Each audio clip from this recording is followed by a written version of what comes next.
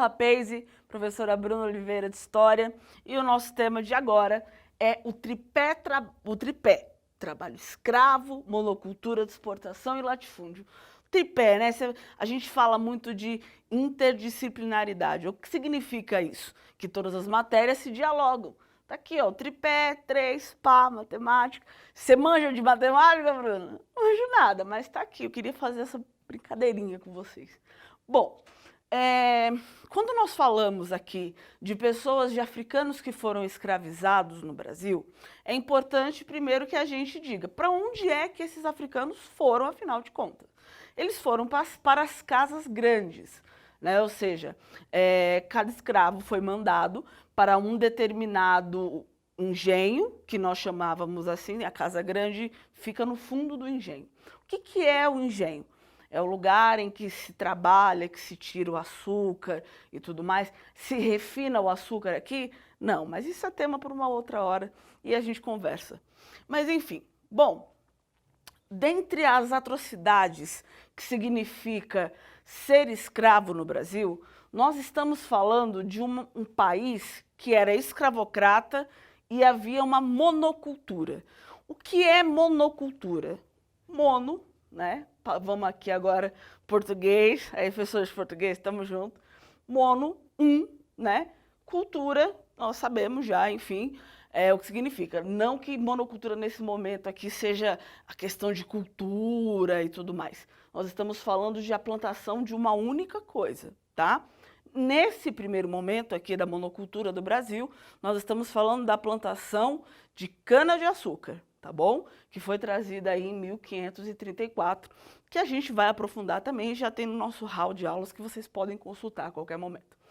Então, assim, o Gilberto Freire, ele escreve um livro que é muito emblemático para a história do Brasil, chamado Casa Grande e Senzala, né? Para muitos historiadores, e aí gera algumas controvérsias aí entre nós, porque assim fala, nossa, o livro do Gilberto Freire foi a pior coisa que já aconteceu ao Brasil, porque trouxe uma visão romântica do que era a escravidão, trouxe uma visão romântica do que era ser escravizado e tudo mais. Enfim, não estou aqui para defender o Gilberto Freire, muito pelo contrário, mas vamos nos ater aí a alguns detalhes que são importantíssimos.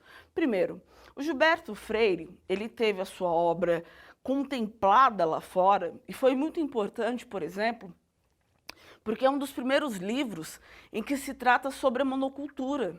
E aí ele vai fazer uma comparação, né, entre a dieta dos europeus e a dieta do Brasil, né? Porque a dieta dos europeus já era bem diversificada, tinha várias coisas inclusas, enfim.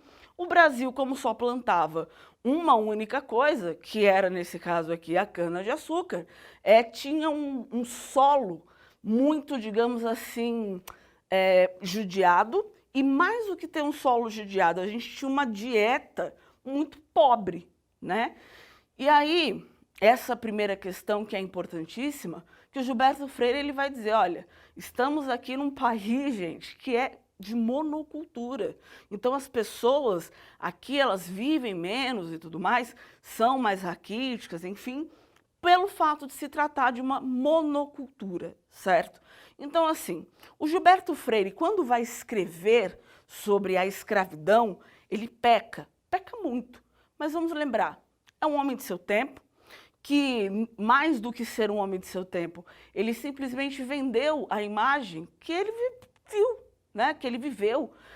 Foi criado pela ama de leite, então, assim, como a maioria dos filhos dos senhores de engenho foram criados por amas de leite, por escravas, e não pelas suas mães, né? Então, assim, ele diz, olha, ele vai contando, o Casa Grande e Senzala é um livro muito controverso e, ao mesmo tempo, é um dos livros mais ricos quando a gente fala que a história tem várias versões, porque há várias versões, há várias visões sobre o mesmo fato. Então, assim, o fato de ele ter falado sobre a monocultura foi extremamente rico num debate lá fora que disse, olha, precisamos diversificar a questão de cultivo de outras sementes no Brasil, né? Enfim, E aí agora nós vamos aqui para o latifúndio. O que é latifúndio? É um conjunto de terras, né, que pertence aí a um determinado senhor de engenho, a um determinado setor da sociedade. Entendem o setor? Ou seja, nós estamos aqui e o setor está ali em cima, enfim. Então, os grandes donos de terra, os grandes latifundiários, e aí nós acabamos com isso já hoje? Pô, acho que não, hein? Vocês já ouviram falar na bancada evangélica? Mais uma vez, não estamos falando de religião, estamos falando de história. Ouviram falar na bancada evangélica? A bancada evangélica é majoritariamente composta, vamos dizer assim, por latifundiários, né? Que não querem abrir mão das suas terras, que são cada vez mais ricos, ficam cada vez mais ricos, e nós, brasileiros, que estamos aqui na sociedade, cada vez mais lascados, como é de costume. Mas, enfim, voltando aqui para 1500 e alguma coisa, né? Não vamos aí tentar fazer com que seja 2020, embora pareça muito.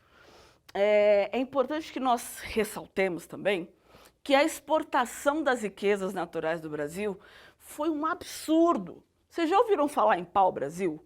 Nós temos aí pouquíssimas ou quase nada.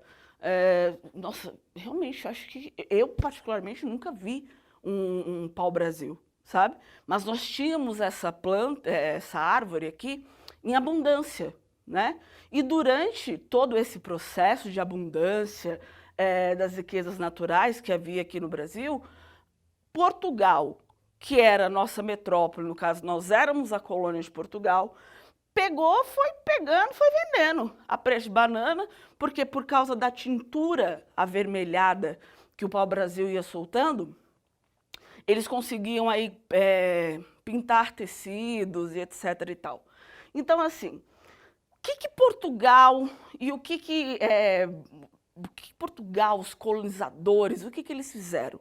Eles pegaram, né, tiraram pessoas do seu continente, escravizaram essas pessoas, tornaram o seu modo de viver basicamente insustentável. As pessoas não podiam mais praticar suas religiões, elas não podiam mais falar em seu próprio idioma.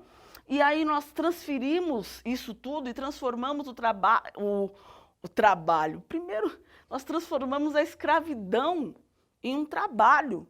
Então, percebam a própria provocação do título. Porque se você é escravo, você não está trabalhando. Porque a premissa de trabalho é que você vai ser remunerado para aquilo.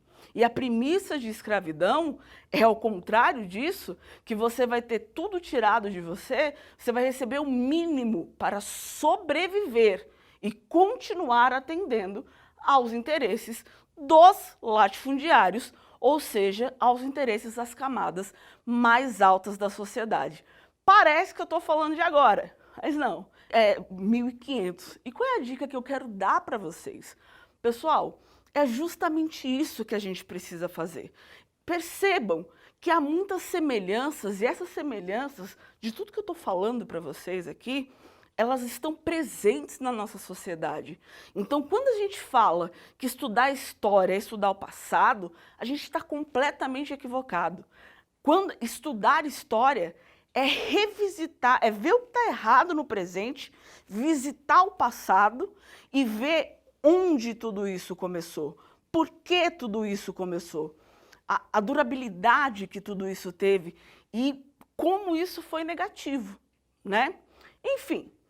Então, nós já falamos aqui de Casa Grande Senzala, Casa Grande onde ficavam aí os senhores de engenho, viviam com suas famílias, muitas empregadas, muitas pessoas escravizadas, negras, de preferência mulheres.